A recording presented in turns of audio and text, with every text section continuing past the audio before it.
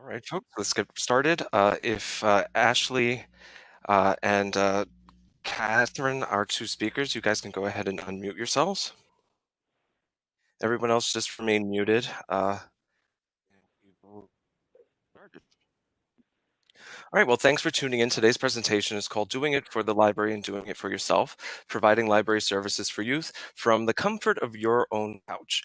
And we've been talking to two recent graduates of the online MSLIS at St. John's University, Catherine Baumgartner, who's a children's librarian at the Great Neck Library in Nassau County, and Ashley Henricks, who's the assistant manager of the Hillcrest branch of the Queens Public Library. So thank you both for tuning in and for joining us today.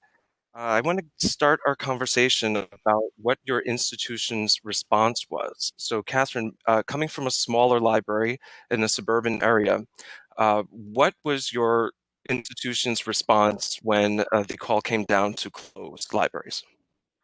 Well, there wasn't really a system-wide response initially because it is a smaller institution. I was able to directly reach out to our acting director because I saw what other librarians on Facebook were posting that they were doing. They were doing virtual story times and all kinds of programming for their patrons, and I wanted to be able to provide that for my community as well. So I just actually sent a text to our acting director, and I said, "Hey, I feel like we should be doing something. Is it okay if I get a jump start?" And then as the weeks went on and we realized we were going to be closed a little bit longer, there did become more of a system-wide outreach, and other staff were contacted and asked if they were interested in participating and creating content for our social media and our website. So that was kind of how that played out for us. So, just an ad hoc response, people committing to whatever they felt their skill set allowed them to do. Yes. Excellent. Now, Ashley, Queens Public is notorious for its very strict hierarchy. How were closures communicated to the staff? Yeah, so our CEO, Dennis Walcott, had actually been really great about keeping us in the loop regarding the conversations with the heads of BPL, NYPL, QPL, and City Hall / the mayor's office.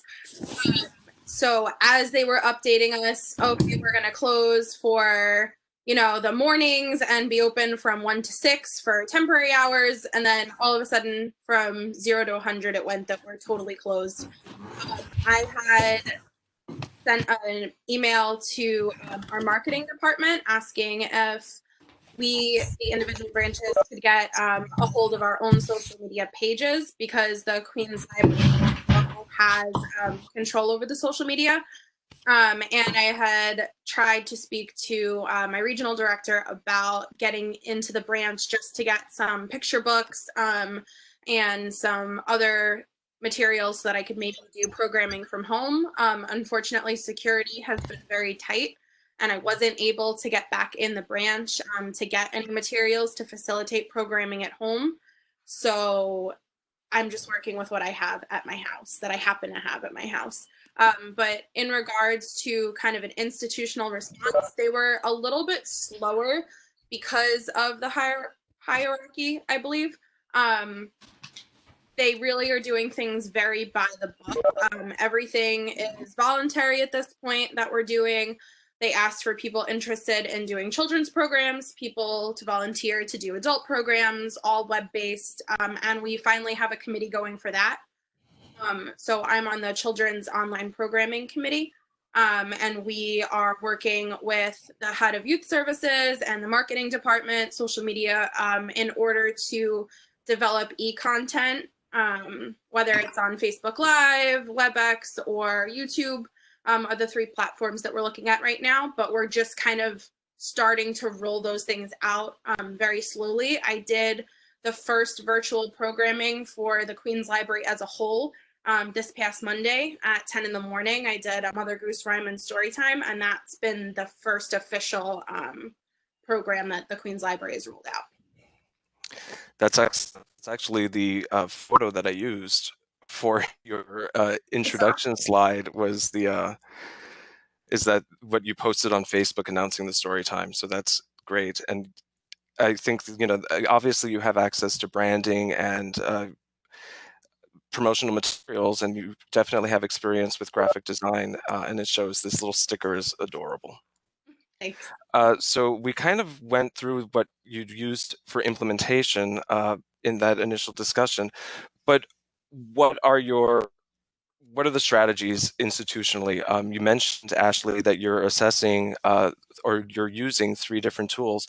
I know I got an email today that apparently the Long Island Library Resource Council had a training using Zoom for its members, trying to train a lot of institutions and associations and consortia are trying to train members up into the technologies that we're now having to use every day.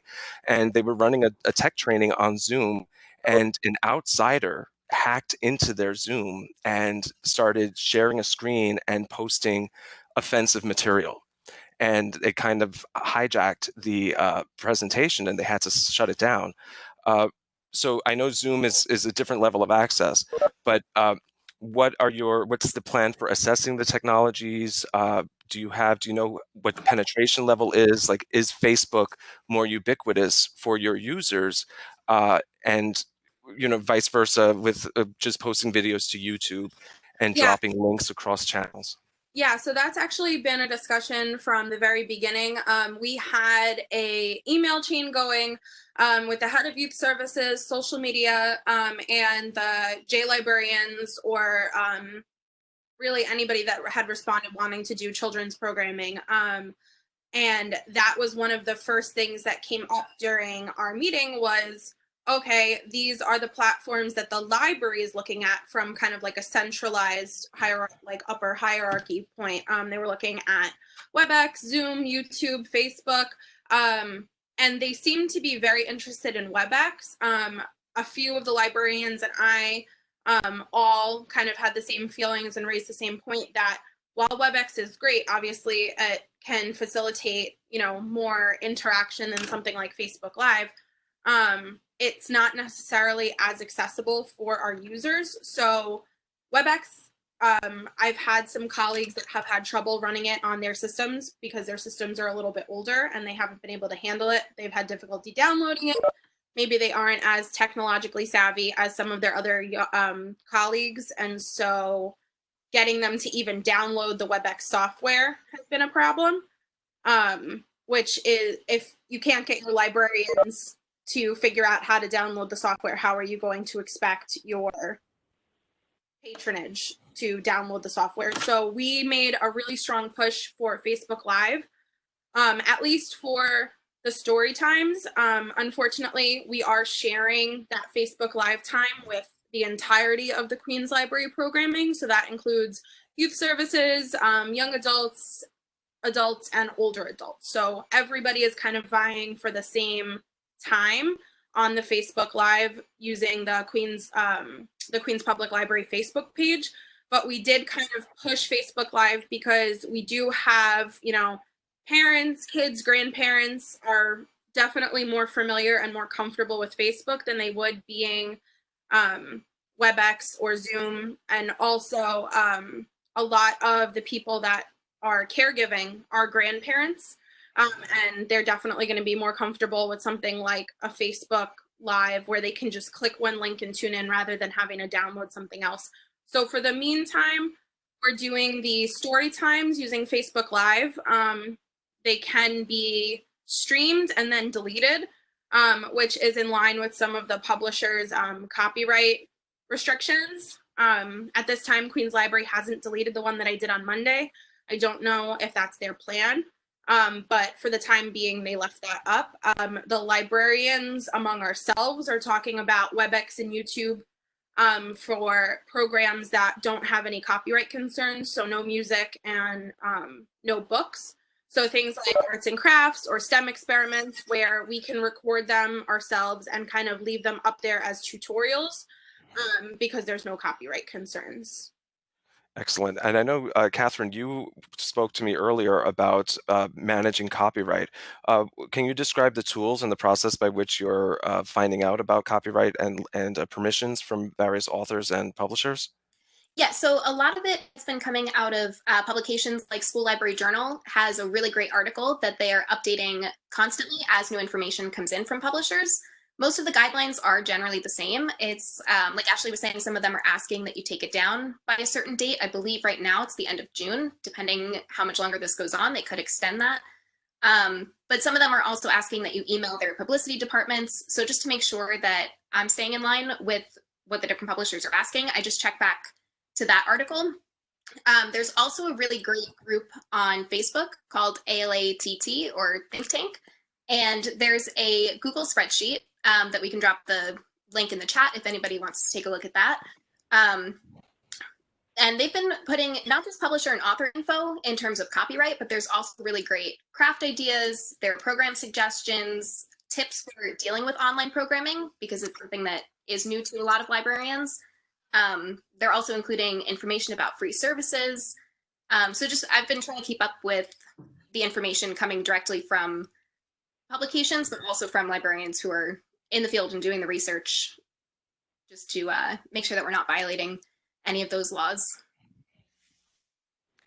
Yeah, I mean, this is an unprecedented time, and I think it's really vital for the industry and for just the well-being of our patrons that publishers and authors step up and start relaxing. In New York City, we're faced with what is it, 1.5 to 2 million school children now accessing content remotely. And no one's making any money off of this. So I think it's incumbent upon the publishers and the authors to kind of navigate their rights and manage them. I'm not saying that they should give everything away for free, but we're all in crisis right now, and no one can actually get to the bookstores to buy any of this. So I think the more that they provide their content to especially educational institutions like libraries and schools, they'll find that they actually benefit from it. We all know what it's like to hand a child a Mo Willems book, and then they just devour everything that Mo Willems ever put together. So and I know that he stepped up. I have a young niece and nephew that participated in one of his synchronous crafts last week or 2 weeks ago. So there are content creators out there stepping up and engaging at the same level. So it's good to see that you are all ahead of it. Speaking about who's engaging, let's talk about your audience. So I know, Catherine, you're from a smaller library. So if you post something to Facebook, probably got maybe tens of thousands of followers at the institutional level, whereas something like QPL or any one of the, or all three of the TRI-LIs, that's what we call the Metropolitan Library Systems in New York City, that's NYPL, New York Public Library, Brooklyn Public Library, and Queens Public Library, have potentially a global following. They're internationally recognized institutions. So Ashley, what does your audience look like? How much reach? I know it's hard to say because you only put up that one program, but is there any discussion of the potential scale of the audience? Yeah, so it's definitely been a topic of conversation with the librarians that are on the planning committee, but also various librarian groups that I'm in on Facebook. Like Kat was saying, whether it's librarians across the country, across the world, across the state, about kind of even some people that are not super comfortable being in front of the camera and the anxiety of how many people, as opposed to the normal maybe 30 that you normally reach. The first video that I put up last time I checked had 820 identified users, which if you assume that each of those is at least one child and one caregiver, you double it. And already that's like over 1,500 people. It's like 1,600, which for a small community library is definitely a little bit daunting. What actually helped is I was able to reach out to a few of my core parents from my community library and let them know that I was going live, and they actually commented in the chat while I was doing the Facebook Live telling me that they were there, and that was actually really reassuring because it kind of went from being the potential of like a global audience to feeling like, okay, these are still my customers. They're still the people that I've gotten to know. It's just them and, 1,500 of their closest friends, which was definitely a change. We've discussed the possibility of doing programs in other languages, especially in Queens. We have one of the most diverse counties in the entire country. So kind of making sure that to the best of our ability, we're serving as many of our customers as possible is tricky because this is also at this time on a voluntary basis. And so we're trying to identify librarians that maybe speak Spanish or Chinese, one of the other really popular languages in Queens, to possibly do programs in those languages. But then you kind of have to balance that with, okay, we want to serve the most amount of people. We don't want to ignore anybody by, refusing to do programs in languages other than English. But at the same time, we don't want to alienate, maybe the vast majority of people tuning in that are English language speakers. And how do you kind of mitigate that problem? So that's Right, kind it's of a bridging the problem. gap. Well, that's a good question. Catherine, what does Great Neck have to say about the possibility of foreign language programming? That's actually not something that has been discussed yet. And it is, I think, a little more difficult because we are a smaller institution. We do have a part-time children's librarian who is fluent in Spanish, but mostly it's our clerical staff or our adult reference librarians who are fluent in the languages that are popular in our community, like Chinese, Farsi, Hebrew. So it becomes a little difficult because we don't have the children's librarian staff that is comfortable doing the story times or the songs and the finger plays. And it's also tough because we don't have access to our foreign language materials. It's all in the library, which has been closed down. We can't get in there anymore.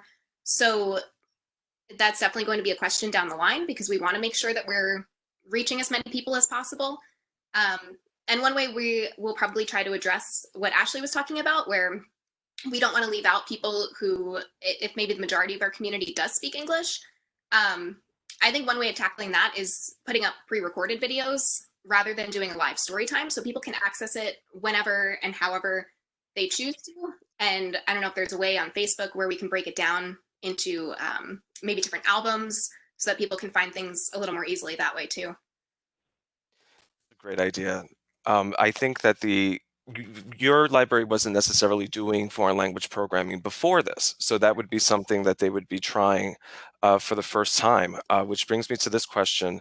What have we learned so far? So I think we're all maybe 3 weeks closed. I don't know how long Great Neck has been closed or Queens Public, but I know St. John's University has been closed for about 3 weeks. Or is it 3 years? I can't tell anymore.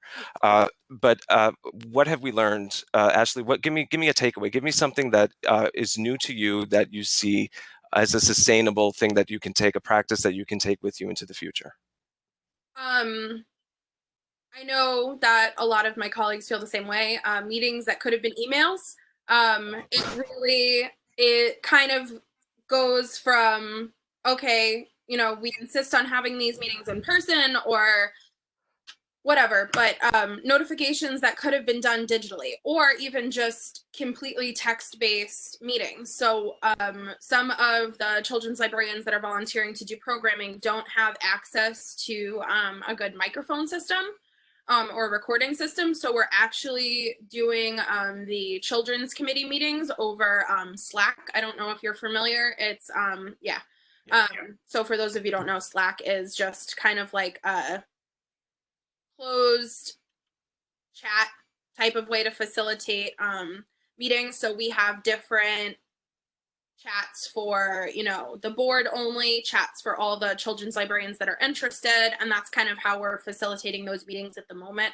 Especially good for those that are hard of hearing or, have other like challenges when it comes to technology even. So I would say that's probably one of the biggest things is the different technologies that are available to facilitate kind of communication with your colleagues, but on a more kind of like personal level is how and what types of programs are most useful to people when they're stuck at home. So it's requiring me to be super inventive when it comes to programming, finding things that pretty much everybody has around their house, like egg cartons or paper towel tubes or, crayons or markers, and not maybe the paint and scissors and glue and felt and pipe cleaners and glitter that I usually have at my disposal when I'm doing a program in the library. You take advantage, you take for granted the types of materials that you have at your disposal at your branch, even if you have a small budget, which we do, but it's still way better than what I have at my house. And going off of similar vein, having access to print books. I know that Kat had the kind of the good fortune of being able to go back into her branch to get at least some materials. I was not given that opportunity, unfortunately. So I have about 3 Dr. Seuss books, Curious George, and a couple other random picture books that for some reason I just happen to have at my house. And I've had to be really inventive when it comes to age appropriate programming, using what I have at my disposal, and how to use e-content in a way that likely doesn't violate copyright, and doesn't provide kind of like technological challenges. So I've had a really hard time with finding ways to do picture books on my iPad without glare. And that's been something that's been hard for me. Wow, that sounds like a lot, and you've definitely risen to the challenge. I think being the first the first online program for Queens Public, I think is a great feather in your cap. Kat, what about your strategies? Like what new ideas have you seen or have you encountered that you think will become part of your practice going forward? Well, one thing that I actually was listening to a webinar earlier from the director of the Oceanside Library. He did a webinar with the Long Island Library Resources Council. I think that was last week, and that's available for people to access online. He was saying that they actually do normally do online programs, not to the extent, obviously, that we are at the moment. But he normally does online book chats, and just basic programs like that can be done easily using a platform like Zoom or WebEx, because it's a way of reaching people that can't necessarily come into the library for a book discussion at 2 o'clock in the afternoon. So just kind of using the platform to our advantage, even once we do reopen, and seeing what kinds of things we can continue to offer our patrons in an online format and maybe even an asynchronous format. And definitely the same as Ashley was saying, just trying to be creative. Even though I was able to go back into the branch, I know I'm eventually going to run out of materials. So I've been thinking of ways that I can, use Zoom or Google Hangouts and do a share screen using an ebook on Hoopla or Overdrive, and just trying to get creative with science projects and art crafts that, people have the materials that they can use in their house already. So it's definitely been a learning curve, but it's been a good exercise in creativity and tapping into hobbies and crafts and seeing how we can share that with our community to help enrich them and kind of help their lives a little bit. Well, if anything comes from this, I think collectively we'll all kick our addiction to glitter, which isn't good for the environment anyway. But if we don't have it in our homes and we don't get to use it, and we'll just move on from glitter, God willing. All right, so I'm going to go ahead and open up to Q&A in the chat. So if you are not familiar, if you mouse down to the bottom of your WebEx screen, there's a little menu will appear of 7 buttons, and the one that's a little cartoon speech bubble is the chat button. So you can open up that interface and start dropping in any questions that you have for our speakers. I'll use this time to ask, what do you have planned? What programming is coming up for you this week, Kat? This week, I'm actually going to hopefully start doing live videos, and I'm going to be trying to do some programs that were canceled. So I was supposed to have a Census Day story time for kids, just some basic counting activities, counting books to teach them what the census is, why it's important. I'm going to have a cultural day program. So once a month, I do a program on a different country and teach them just the basics of the language, the flag, the culture, foods, everything like that.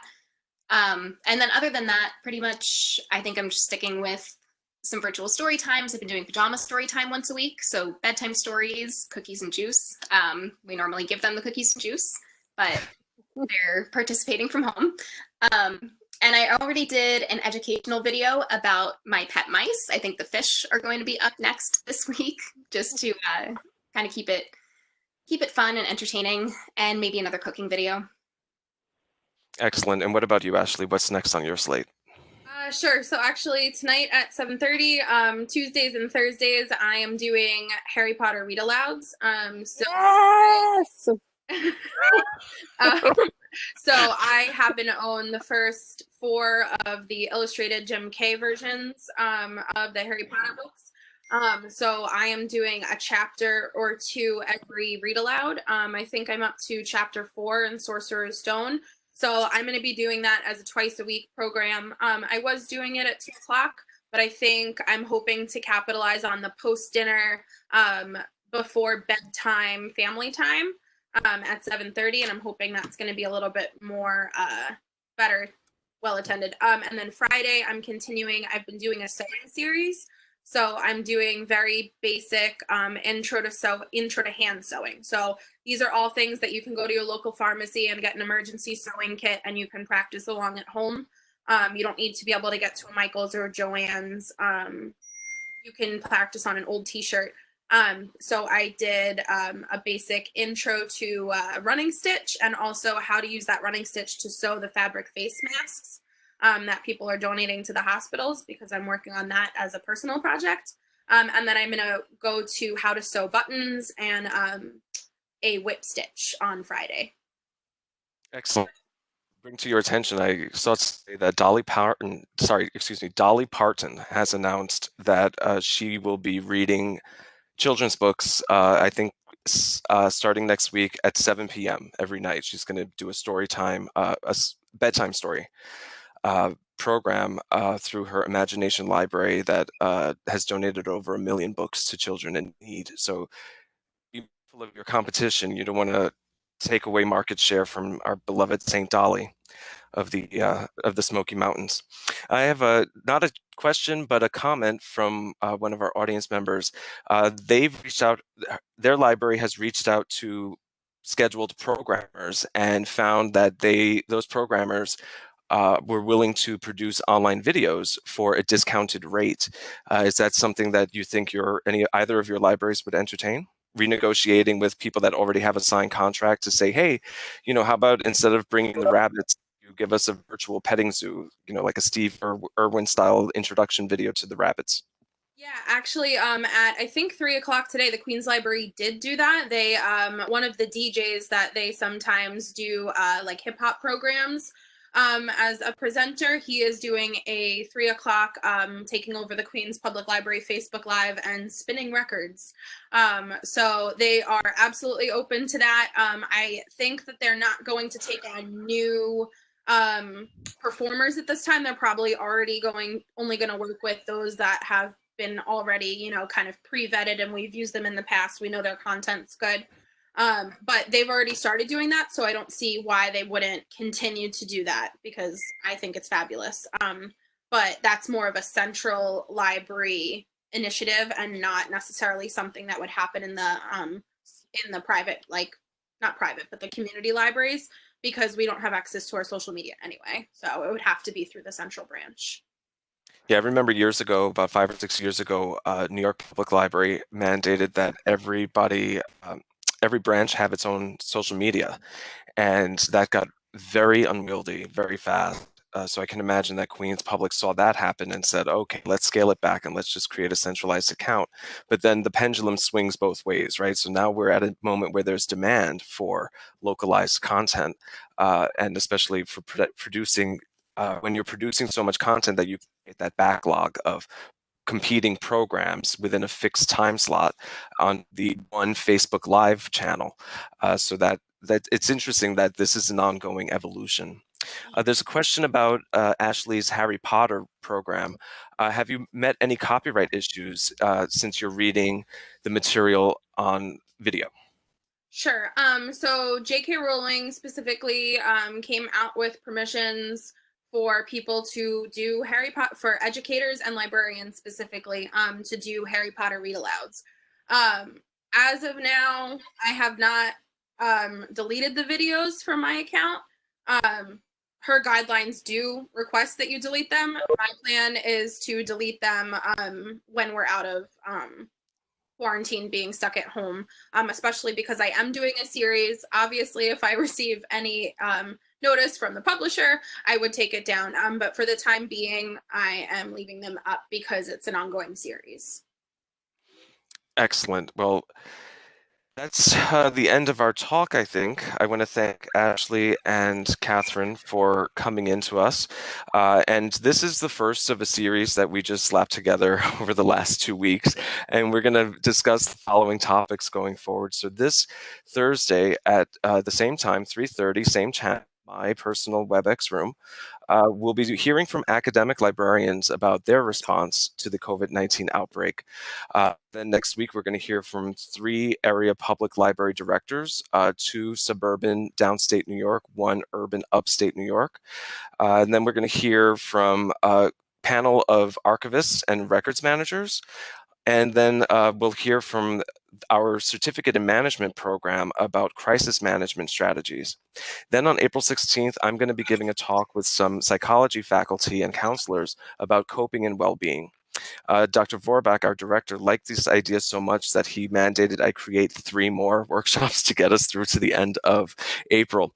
So I'm working right now with a panel of special educators and instructional technologists to discuss, and an accessibility librarian to discuss provision of library services in support of primary education to students with special needs. So that'll come up. And then we're going to hear from some adult reference librarians about offering their services remotely.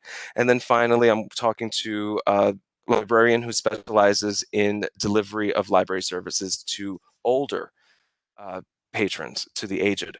So we're going to have a very diverse group, and feel free to join us every Tuesday and Thursday at 3:30 going forward until about April 30th. This is going to culminate with our DLIS Forum. And just some heads up for DLIS students, graduate registration will open on April 6th, so make your advisement appointments and hear from your advisors as soon as you can. And the DLIS ePortfolio for May 2020 degree conferral will be due on April 15th. That deadline stays. Michael, excuse me for interrupting. Dr. Vorbach? There's a question in the chat box that was missed. Oh, I see.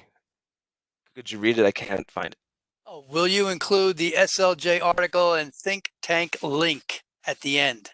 I'm going to do you one better. I'm going to send everybody who attended today's talk a copy of a document that contains links that were referenced in the talk.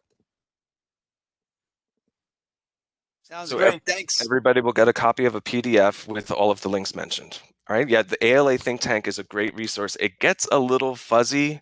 For instance, there's like every couple of days that someone asks, what's a good online master's program? But group, it's a Facebook group, and it's primarily librarians and library students talking about trends that we see within ALA and the greater profession. So that will definitely drop links in an email from DLIS at stjohns.edu. So check your email later today. All right, that being said, again, thank you so much, Ashley and Catherine, for taking time out of your busy day. Thank you, everybody that attended. We had 25 attendants at the high point, so that's a great turnout. The video will be posted to YouTube at some point today, and again, that email with the links will include an email to a link to the recording. So thank you, everybody. And if you have any questions or you have a topic that you want to see addressed in this series, you can feel free to email dlis@stjohns.edu. Have a good afternoon, everyone. Bye. Thank you. Bye.